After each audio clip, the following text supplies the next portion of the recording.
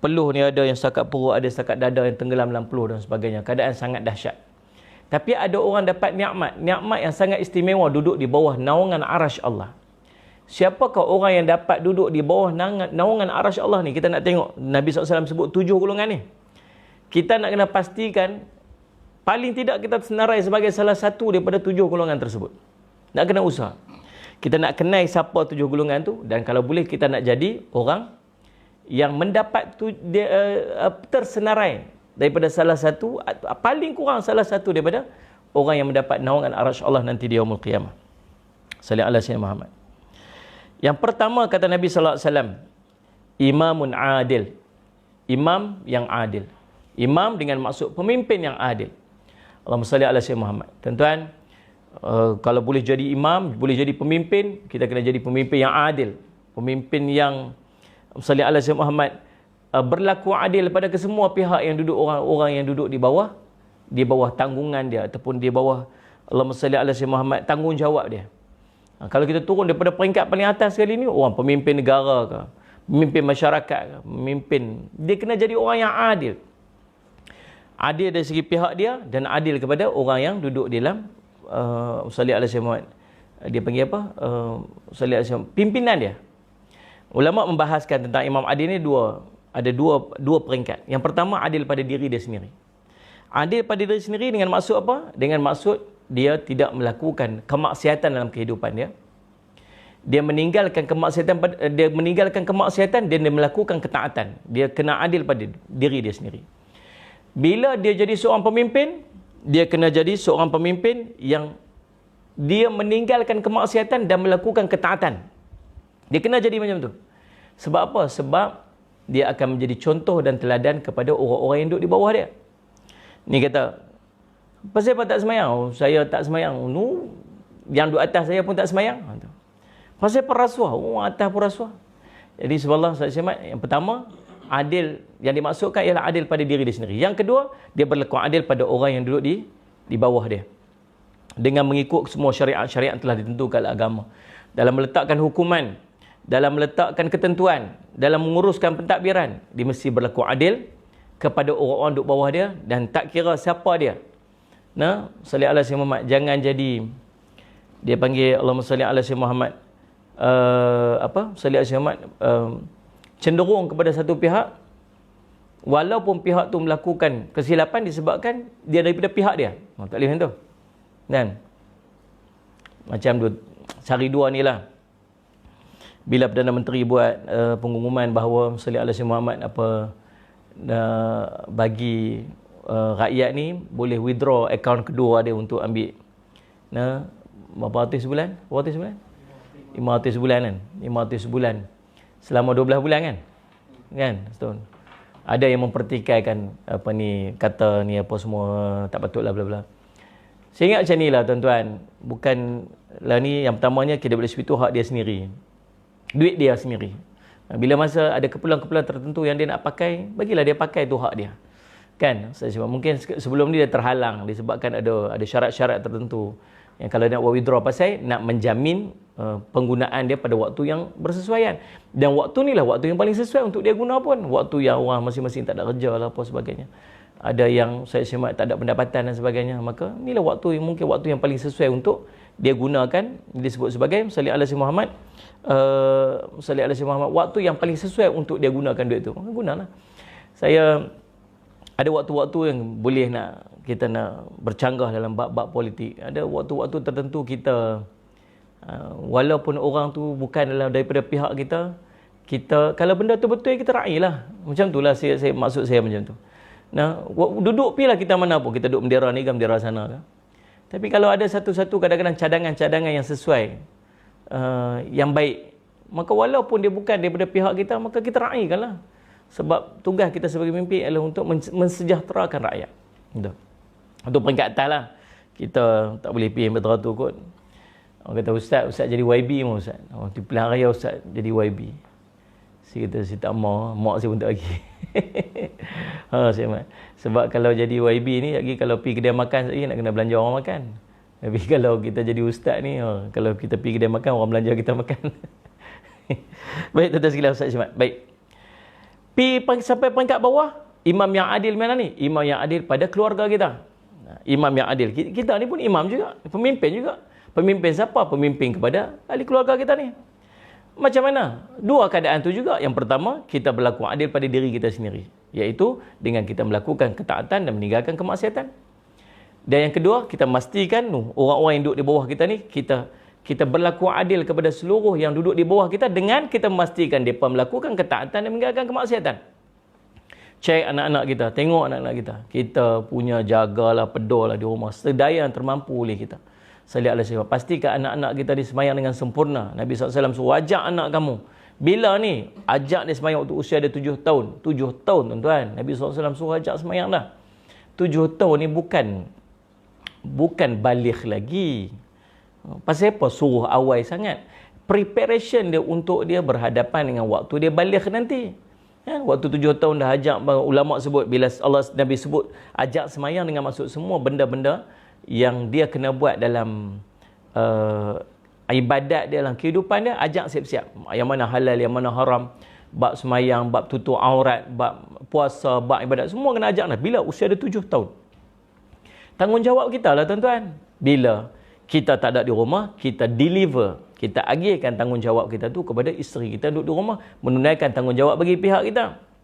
Kalau isteri tak buat, dia menanggung dosa dia. Pasal apa? Pasal dia tak buat atas perintah kita. Tapi kalau kita langsung tak buat, kita yang menanggung dosa tu. Kita tak menunaikan tanggungjawab dan amanah kita yang sepatutnya kita buat sebagai seorang pemimpin dalam rumah. Imam yang adil yang pertama ni, orang akan mendapat naungan arasy Allah nanti di yaumul qiyamah.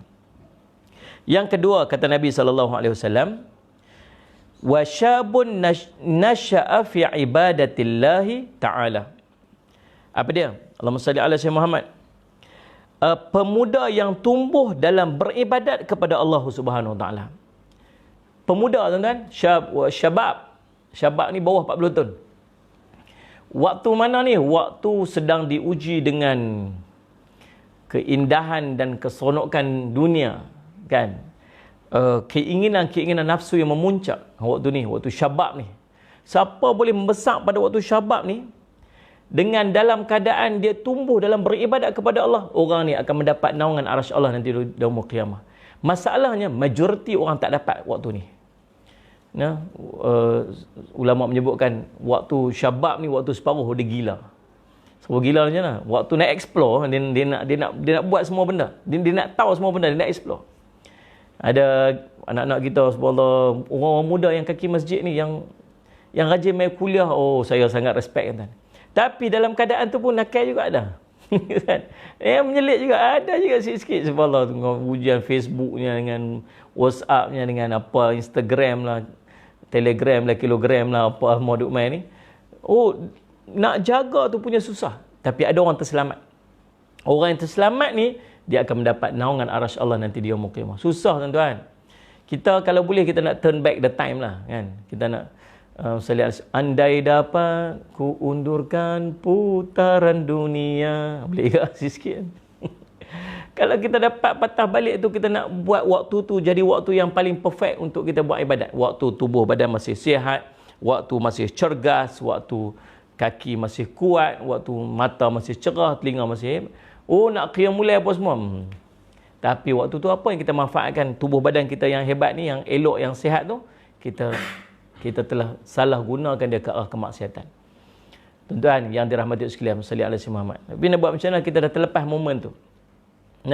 Tapi kita tak terlambat lagi tuan-tuan, sallallahu alaihi semua kita kehilangan salah satu daripada kelompok orang yang akan mendapat naungan arasy Allah nanti di yaumul qiyamah. Sebab tu kita respect anak-anak kita yang duduk di tahfiz Quran, kan? Duduk di tahfiz Quran, duduk sekolah-sekolah agama. Saya ada tahfiz kat sini. Anak-anak kita ni tuan-tuan, umur 11 tahun, umur 12 tahun, 13 tahun duduk ulit Quran setiap hari. Daripada pagi sampai ke malam duduk dia dengan Qurannya. Sallallahu alaihi Muhammad. Tapi subhanallah tuan-tuan sekalian, kita dulu tak dapat nikmat macam tu. Kita tak dapat kelebihan-kelebihan macam tu. Jadi tuan-tuan yang terus sekalian bersemangat. Okey ke? Dapat. Okey. Sallallahu alaihi Muhammad. Tapi anak-anak kita ni Allah bagi kat depa ni. Nikmat, jaga elok tuan, jaga. Syabun, kata Nabi SAW, nasha'a fi ibadatillahi ta'ala. pemuda yang membesar dalam ketaatan dia kepada Allah SWT. Ini orang yang layak sangatlah. Kalau waktu-waktu yang mencabar ni dia duduk, dia membesar dalam ketaatan kepada Allah. Layak sangat dia mendapat kehebatan yang macam tu. Yang ketiga, wa rajulun qalbuhu mu'allaqun fil masajid. Yang ni. Salli ala Sayyidina Muhammad. Seorang yang salli ala Sayyidina Muhammad, qalbuhu, hatinya mu'allaqun, terikat fil masajid, dengan masjid-masjid. Oh, subhanallah. Seorang, yang ni bukan syabun, yang ni bukan anak muda. Yang ni orang, semua peringkat. Tuan-tuan, hati dia terikat dengan masjid ni. Dia pergi mana pun dia cari masjid. Dia masjid tu macam rumah nombor 1, rumah dia nombor 2. Oh, subhanallah, tuan-tuan. Hati ni, dia seronok dengan masjid je. Duduk dengan masjid je. Seronok dengan masjid. Nyamat duduk masjid. Bila tak boleh pergi masjid ni, rasa macam gelisah. Dia rasa macam tak seronok dia. Tapi berita gembira kepada orang yang rajin ulang-alik ke masjid kan. Salli ala Sayyidina Muhammad. Allah akan jadikan dia cahaya. Salli ala Sayyidina Muhammad. Orang yang rajin waktu malam dia ulang-alik ke masjid, Allah akan bagi cahaya nanti di hari kiamat. Tuan-tuan, salli ala Sayyidina Muhammad. Ya? Allah janjikan kelebihan-kelebihan kepada orang yang rajin duduk dalam masjid. Banyak kelebihan-kelebihan Allah bagi. Salli ala Sayyidina Muhammad dapat kelebihan ni. Dan tiba-tiba dia terhalang. Disebabkan oleh apa? Disebabkan oleh sakit dia atau musafir dia. Maka kata Nabi SAW, Allah akan bagi kat dia ganjaran yang sempurna macam mana dia biasa duk buat tu. Untung kepada orang ni pada waktu ni, yang kita tengah duduk ni, kuarantin ni, masing-masing di kuarantin. Kita ni tuan-tuan, kita ni sami'na wa ata'na. Kami dengar, kami taat. Allah sebut dalam Quran, ati'u Allah wa ati'ur Rasul wa ulil amri minkum. Taat kamu pada Allah, taat pada Rasul dan pemimpin-pemimpin daripada kalangan kamu. Perintah selagi bukan perintah maksiat, taat. Salli ala Sayyidina Muhammad. Kita tengah taat. Dan sehingga akan diperintah apa? Tak boleh pergi masjid. Allah, sedih hati kita tuan-tuan. Sedih hati kita pasal apa? Pasal kita tak boleh nak pergi masjid. Tempat kita biasa duk pergi. Tapi tuan-tuan, Nabi SAW janji apa? Nabi SAW dah janjikan pahala yang sempurna kepada dia. Tuan-tuan, tutup masjid ni bukan perkara yang baru. Dalam Imam Az-Zahabi pernah cerita dalam kitab dia, Salli ala Sayyidina Muhammad. Pada tahun 448 Hijrah. Pada tahun 448 Hijrah, Imam Zahabi pernah menyebutkan, Imam Zahabi sebut dalam kitabnya, berlaku pada tahun 448 Hijrah, pernah berlaku kemarau yang dahsyat di Mesir dan Andalus. Dan tidak pernah berlaku kemarau, salli ala Sayyidina Muhammad, dan wabak penyakit seperti itu di Cordoba, sehingga kan masjid-masjid ditutup tanpa orang yang, salli ala Sayyidina Muhammad, menjalankan solat yakni di dalamnya. Tahun itu dinamakan sebagai tahun kelaparan yang dahsyat. Tuan-tuan, itu yang pertama, salli ala Sayyidina Muhammad. Allahumma salli ala Sayyidina Muhammad. Dan ada yang mengatakan bahawa, salli ala Sayyidina Muhammad, kalau berlaku wabak, sepatutnya kita duduk dalam masjid lah. Kita pergi berhimpun ramai-ramai, kemudian kita berdoa kepada Allah agar Allah turunkan kepada kita rahmah. Saya nak petik tuan-tuan perkataan Imam Al-Hafiz Ibn Hajar Al-Asqalani rahimahullah ta'ala. Membahaskan dalam kitabnya, salli ala Sayyidina Muhammad, Balz Al-Ma'un fi Fadl Ta'un. Imam Al-Hafiz Ibn Hajar Al-Asqalani rahimahullah ta'ala membahaskan berkenaan galakkan berhimpun untuk berdoa apabila satu tempat, satu kawasan itu ditimpa oleh wabak. Katanya, manakala berhimpun untuk tujuan tersebut sebagaimana di dalam istisqa, maka dia adalah bid'ah. Itu kata Imam Ibn Hajar Al-Asqalani. Kemudian Ibn Hajar, dia sebut tak boleh lah. Dia kata kalau berlaku wabak, jangan buat seperti istisqa. Istisqa sungguh waktu kemarau, hujan tak turun, pergi berhimpun ramai-ramai kemudian doa pada Allah. Tapi Ibn Hajar sebut, salli ala Sayyidina Muhammad, dalam bab wabak jangan buat macam tu. Dia menyalahi, jangan buat macam tu. Kemudian Ibn Hajar menceritakan beberapa kisah dalam sejarah Islam. Berlaku perbuatan berhimpun untuk bertujuan berdoa menghilangkan wabak, namun yang didoakan tidak tercapai, malah kemudaratan menjadi makin besar. Dianggap bahawa pada ketika tersebut, kalau berlaku wabak, kita buat macam mana istisqa, pergi berhimpun dekat ramai-ramai di satu tempat, berdoa pada Allah bagi Allah turunkan rahmat dan Allah sallallahu alaihi wasallam menyelesaikan masalah tersebut. Itu istisqa, tujuan supaya turun hujan. Tapi dia buat yang sama dalam keadaan wabak. Apa yang berlaku? Doa tetap makbul. Apa yang berlaku ialah wabak tu makin membesar dan makin mudarat. Sungguhlah tuan-tuan, wabak ni dia jadi macam mana? Dia akan berjangkit. Bila duk berhimpun ramai-ramai, dia akan berjangkit. Tuan-tuan, dia petik berapa kisah. Yang pertama, pada tahun 748 Hijrah, berlaku wabak ta'un di Damsyik. Di Dimashq, Damsyik lah, di Syria, Syam. Di mana orang ramai keluar berhimpun di padang pasir bersama-sama dengan pembesar-pembesar negeri. Mereka berdoa dan memohon daripada Allah beramai-ramai. Namun selepas itu, wabak ta'un makin merebak dan makin menular. Itu pertama jadi. Di mana pada tahun 749 Hijrah di Damsyik. Kes apa? Wabak ta'un. Pembesar dia panggil, berhimpun ramai-ramai, minta supaya Allah selamatkan. Tiba-tiba apa yang akan jadi? Apa yang terjadi? Wabak itu makin membesar. Pada tahun 833 Hijrah, kes kedua. Pada tahun 833 Hijrah, pada zaman Ibn Hajar sendiri, negeri Kahirah ditimpa oleh wabak. Pada awalnya, angka kematian tidak mencapai 40 orang. Lalu orang ramai keluar sebagaimana istisqa. Mereka berdoa beramai-ramai seketika. Tidak sampai sebulan selepas itu, angka kematian meningkat mendadak melebihi 1000 orang dalam sehari. Ibn Hajar kemudiannya membahaskan hukum perbuatan tersebut. Sekalau sekiranya perbuatan itu adalah syar'i, nescaya para salaf dan kemudian ulama-ulama selepas daripada mereka pada zaman-zaman kemudian pasti mengetahuinya.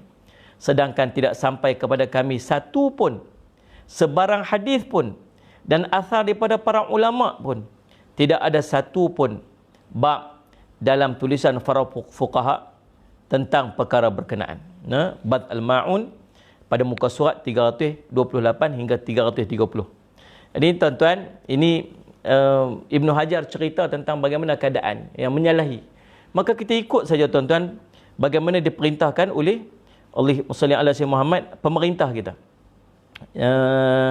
Dalam satu hadis Nabi SAW sebut, sallallahu alaihi wasallam Muhammad,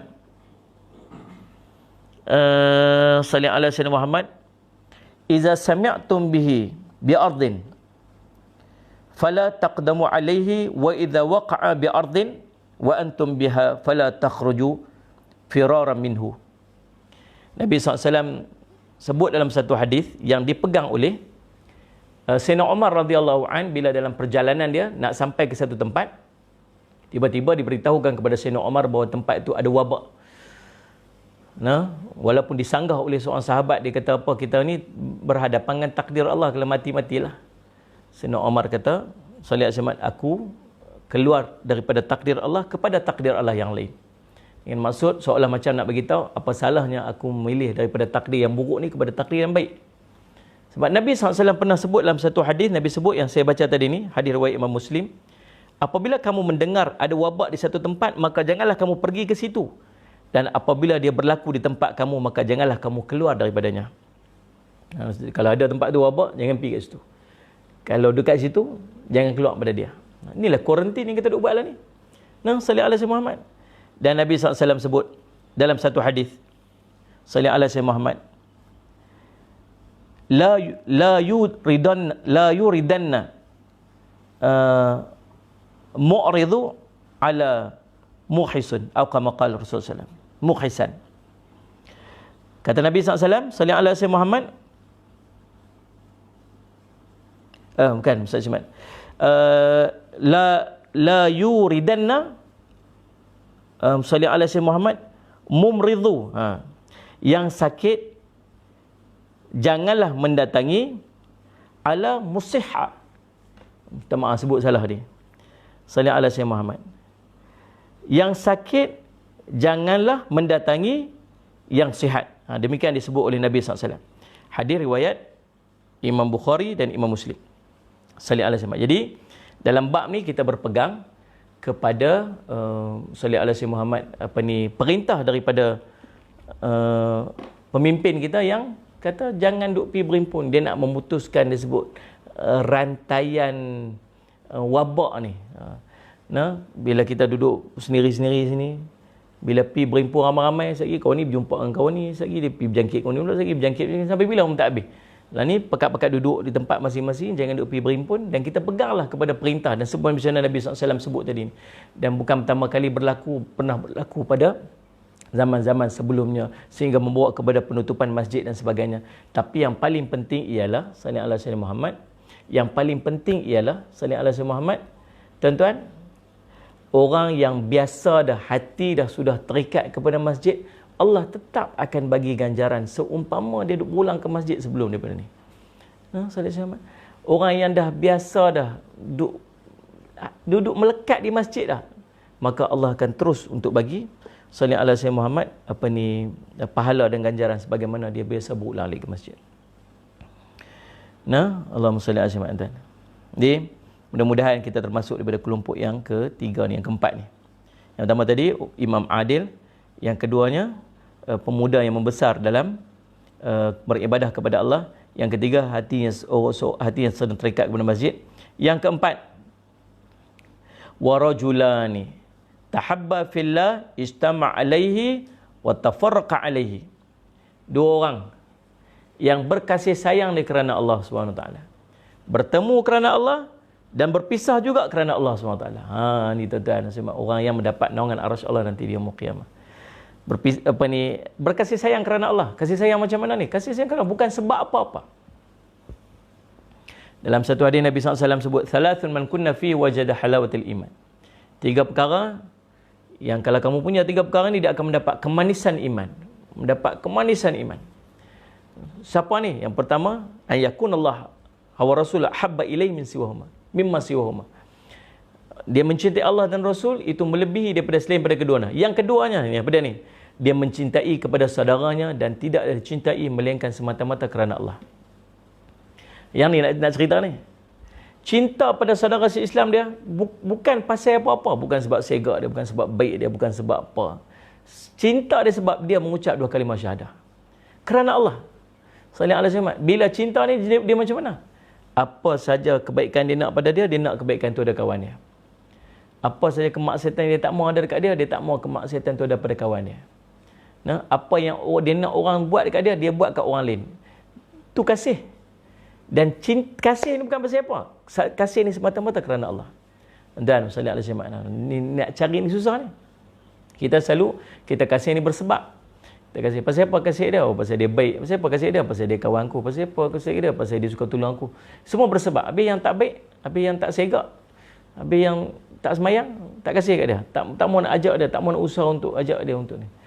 Dia berkasih sayang kepada Allah sampai apa? Sampai dia bertemu kerana Allah, dia berpisah pun kerana Allah SWT. Bertemu dia kerana Allah, berpisah pun kerana Allah. Pasal apa pergi berjumpa ni? Ada orang bersusah payah pergi sampai jauh-jauh sekadar nak berjumpa dengan saudara se-Islam dia. Waktu dia balik pun bukan sebab apa-apa ni, sebab bertemu dan berpisah kerana Allah SWT. Lagi, sallallahu alaihi wasallam Muhammad. Yang apa? Yang keempat dah. Sallallahu alaihi wasallam Muhammad. Yang keempat, warajulun da'athu imra'atun dhatu mansibin wa jamalin faqala inni akhafullah. Seorang lelaki, kata Nabi SAW, seorang yang diajak berzina oleh seorang perempuan yang kaya, yang punya pangkat yang hebat, punya kedudukan. Yang keduanya cantik pula. Bukan sekat kaya, punya kehebatan, punya pangkat, cantik pula tu. Salih semak ni yang susah. Kan? Berhadapan dengan suasana ni, seorang perempuan yang waktu tu memang boleh kalau dia nak berzina pun. Tak ada siapa tengok, duduk dalam keadaan yang tak diganggu, duduk apa semua, sebagainya. Orang tu punya pangkat pula, punya kehebatan pula, punya kekayaan pula. Dan bukan setakat tu, cantik pula. Allah, Rabbi. Lalu dia kata apa? Sallallahu alaihi wasallam Muhammad. Dia kata, dia jawab kepada orang perempuan tersebut, inni akhafullah. Sungguh, aku takut pada Allah. Oh, tuan-tuan, ni jawapan paling power lah. Ni, saya bukan senang, Masya Allah. Dalam suasana yang macam tu, keadaan macam tu, yang dia mampu untuk melakukan kemaksiatan tersebut, namun dia tolak dengan satu perkataan dia sebut, sebab aku takut pada Allah. Ya Allah, Rabbi, tuan-tuan, sallallahu alaihi wasallam Muhammad. Berapa? 5 dah. Yang keenam. Yang keenam, Allahumma salli ala sayyidina Muhammad. Wa rajulun tasaddaqa bi sadaqatin fa akhfaha hatta la ta'lama shimaluhu ma tunfiqu bi yaminuhu.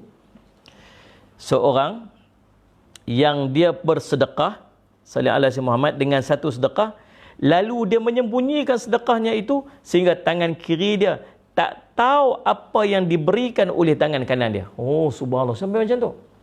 Sebab apa? Dia bagi tangan kanan ni, tangan kiri pun tak tahu. Bukan maksud macam mana nak bagi tangan kanan, tangan kiri tak tahu. Nak abang kata, seolah nak bagi gambaran betapa dia menyembunyikan sedekah dia tu.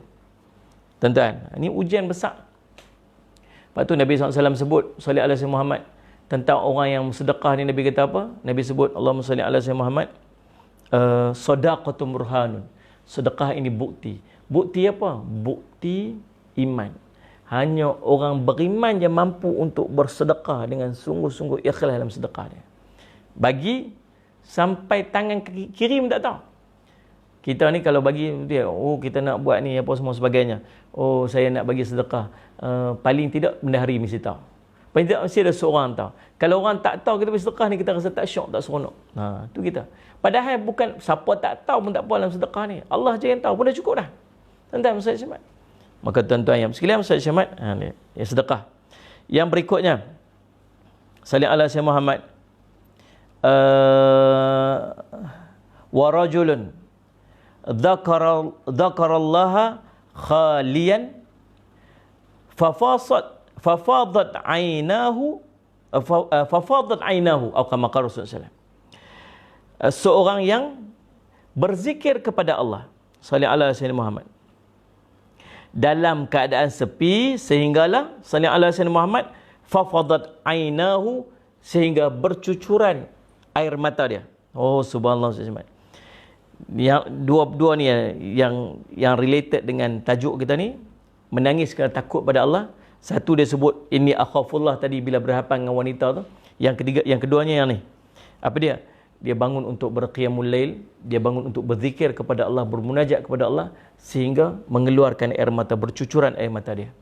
Tuan-tuan, orang ni akan mendapat naungan arasy Allah nanti di yaumul qiyamah. Solat semua. Ingat 7 kumpulan ni tuan-tuan, 7 kelompok ni. Dan kalau boleh kita nak jadi salah seorang yang termasuk daripada kelompok-kelompok ni lah. Yang pertama tadi apa? Imam adil. Kita sebut dah tadi. Adil pada diri sendiri dan adil kepada orang yang dipimpin dia.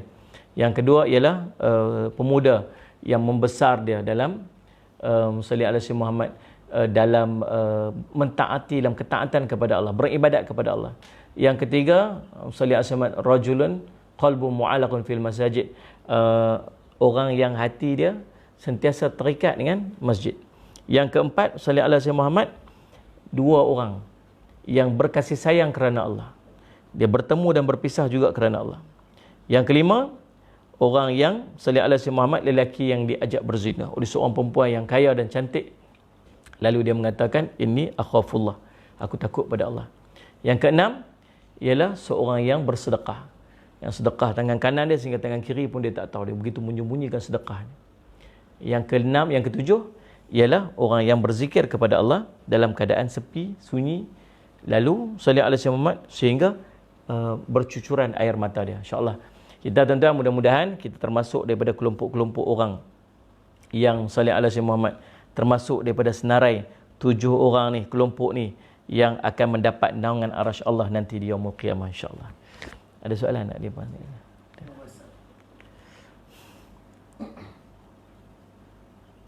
Kita nak tengok kalau ada soalan yang mampu saya jawablah. Salli ala sayyidina Muhammad. Kalau saya tak mampu jawab, saya tak jawab. Baik, salli ala sayyidina Muhammad. Yang pertama,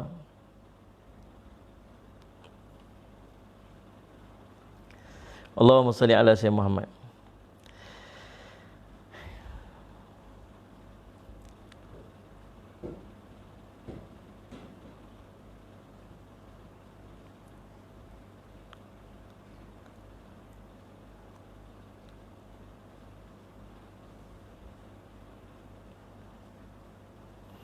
Okey, soalan-soalan ni ada soalan yang tak related, tak apa, insya-Allah saya akan jawab esok.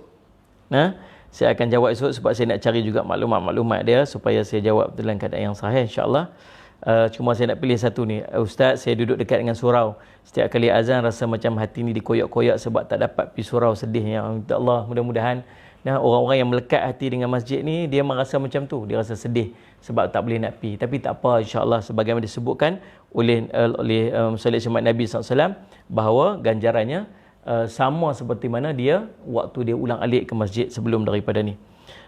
Yang keduanya, di Mesir dan Andalus berapa lama Ustaz masa itu dia tutup? Wallahu alam, tak ada sebutkan dalam kitab berapa lama tempoh yang dilalui oleh Muslim masyarakat pada ketika tersebut. Kemudian Jamaliyah Rahmat, maksud berpisah kerana Allah itu macam mana contoh dia? Bila dia pi dekat seorang tu, dia bertemu dengan seorang tu, dia pi tu pun semata-mata kerana Allah. Bukan sebab apa-apa, bukan sebab dia nak mendapat manfaat, benefit apa-apa daripada seseorang tu.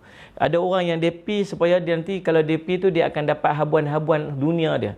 Dia akan dapat misalnya ala semua pangkat ke, dia akan dapat habuan ke, dia akan dapat benefit apa-apa. Tapi tak, dia ni pi ni semata-mata kerana silaturahim dia, kerana Allah SWT. Dan dia balik pun sebab kerana Allah SWT. Dia balik, dia keluar tu maksudnya bukan dengan maksud dia balik tu sekali dah aku dah dapat dah manfaat dia, aku dah dapat benefit dia, aku pun nak balik dah.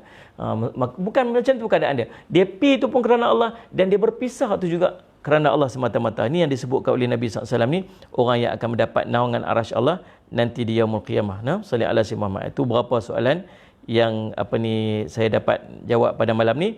InsyaAllah yang selebihnya tu saya akan try untuk dapatkan sikit maklumat tentang dia dan kita akan sebut pada besok hari, insya-Allah. Berapa orang tu.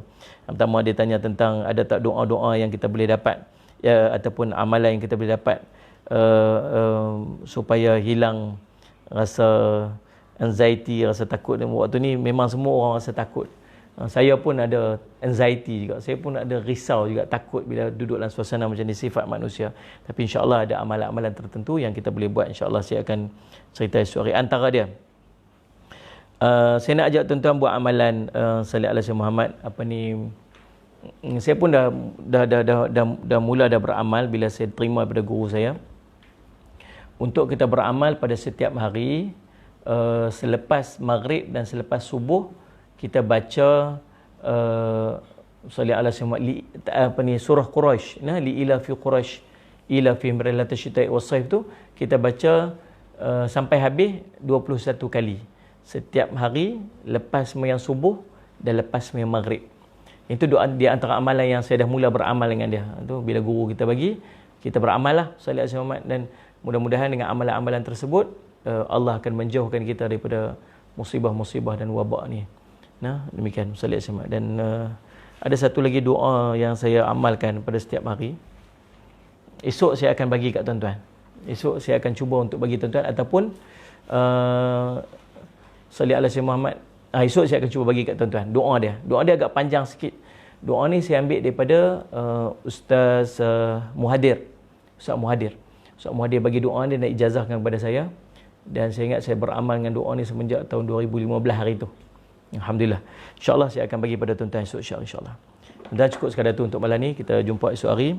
Wallahu subhanahu wa ta'ala alam. Aqulu qawli hadha wa astaghfirullah li wa lakum. Wassalamualaikum warahmatullahi wabarakatuh. Bismillahirrahmanirrahim. Alhamdulillahirabbil alamin. Wassalatu wassalamu ala rasulil amin sayyidina Muhammadin wa ala sahbihi ajma'in.